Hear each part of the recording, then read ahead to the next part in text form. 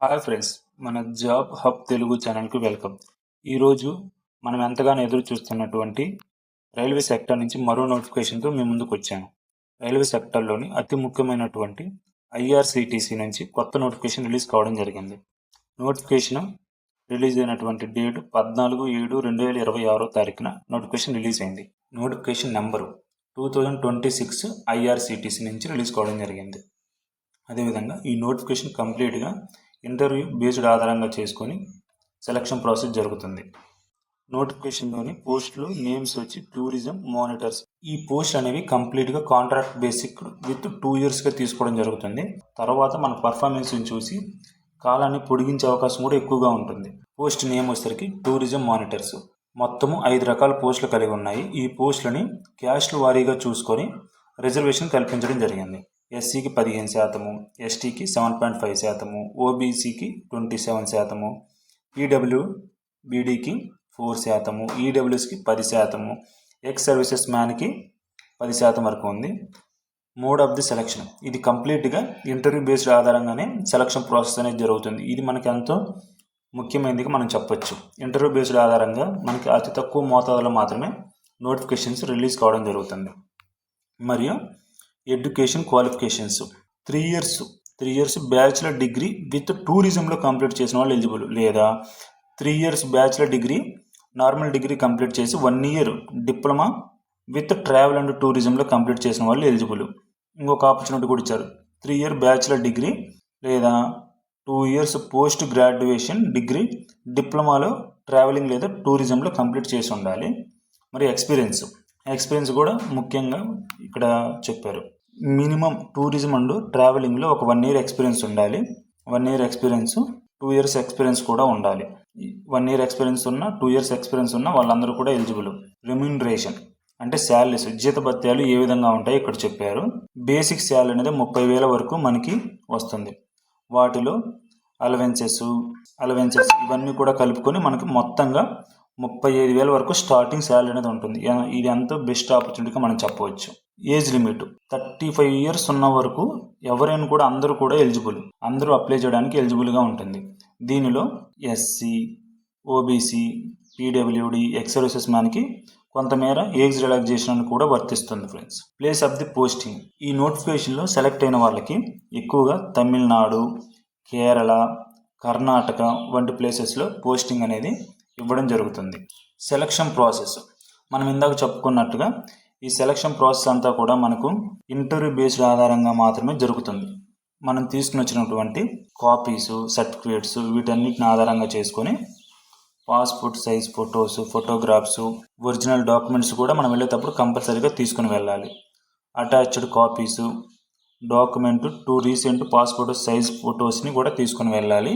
మనల్ని పర్సనల్గా మాత్రమే ఇంటర్వ్యూని కండక్ట్ చేయడం జరుగుతుంది.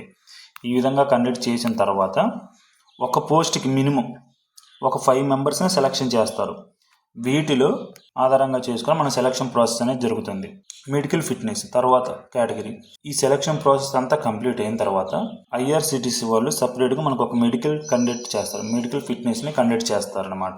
దీని ద్వారా ఏంటంటే మన బాడీ వెయిట్ ఎంత ఉంది, ఆరోగ్యం ఏ విధంగా ఉంది, ఇవన్నీ కూడా చూసుకొని మనల్ని పోస్టింగ్లో తీసుకోవడం జరుగుతుంది. రెమ్యూనరేషన్ అలవెన్సెస్, మనం ఇందాక చెప్పుకున్నట్లుగా మనకి స్టార్టింగ్ శాలరీ అనేది 30,000, మిగతా అలవెన్సెస్ ఇవన్నీ కూడా కలుపుకొని ఒక 35,000 వరకు మనకు పర్ మంత్ శాలరీ అనేది వస్తుందన్నమాట.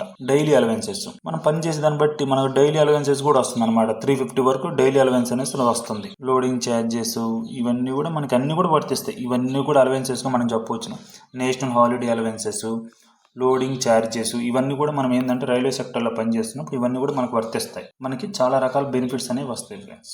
మెడికల్ ఇన్సూరెన్స్ ఇది కన్ఫర్మ్ ఉంటుంది. 35 years ఏజ్ లిమిట్ ఉన్న వాళ్ళకి మనకు ఆటోమేటిక్గా పర్ మంత్ వస్తుందన్నమాట. ఇక్కడ మనం ఏమేమి వర్క్ చేయాలో కూడా అన్నీ కూడా వివరించారు. మార్కెటింగ్, మనము ప్యాసింజర్స్ నుంచి వచ్చే కంప్లైంట్స్ని తీసుకోవడము, వాటికి రిప్లై ఇస్తూ ఉండడము, వాళ్ళ నుంచి ఫీడ్బ్యాక్స్ ఏ విధంగా ఉన్నాయి, ఏమేమి మార్పులు చేయాలి, ఇవన్నీ కూడా తీసుకొని వాళ్ళకి సర్వీస్ అనేది చాలా బాగుండే విధంగా మనం ప్యాసింజర్స్ని కూడా చూసుకోవాలి. ఇక్కడ జనరల్ ఇన్ఫర్మేషన్ ఇచ్చాడు. జనరల్ ఇన్ఫర్మేషన్ అంటే ఏంటంటే బేసిక్స్ అనమాట. అంటే ఏమని చెప్పారు ఇక్కడ? కాంట్రాక్ట్ బేసిక్ అని చెప్పాడు. ముందు ఒకసారి వివరిస్తున్నాను. ప్యూర్లీ కాంట్రాక్ట్ బేసిక్ మీద మేము ఈ నోటిఫికేషన్ తీసుకోవడం జరుగుతుందని. ఇవన్నీ కూడా జనరల్ ఇన్స్ట్రక్షన్స్ అనేవి ఇచ్చాడు.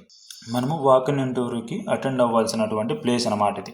ఐఆర్సిటిసి జోన్ ఆఫీస్ చెన్నైలో మనం మన సర్టిఫికేట్స్ అన్నీ కూడా తీసుకొని మనం అటెండ్ కావాలి. డేట్ ఇచ్చాడు. ఏ డేట్ని అటెండ్ కావాలి? 6/8/2026 తారీఖున అటెండ్ అవ్వాలి. 10 గంటల నుంచి 5 గంటల లోపు ఇంటర్వ్యూ అనేది జరుగుతుంది అనమాట.